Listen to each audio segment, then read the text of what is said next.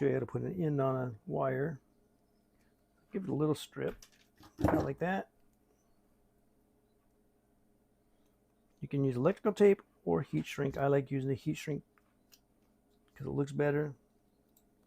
Just slide the heat shrink on and get an electrical connector. These blue things always come off, they crush and all that, so just take it and yank that thing off.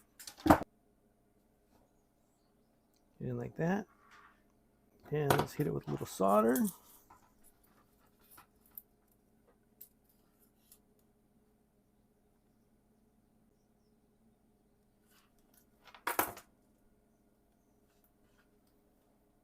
And take your heat shrink or electrical tape and just slide it up.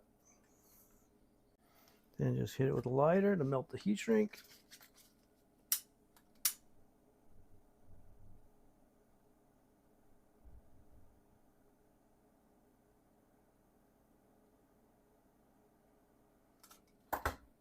Just like that. Nice looking connection, don't have to worry about it coming apart.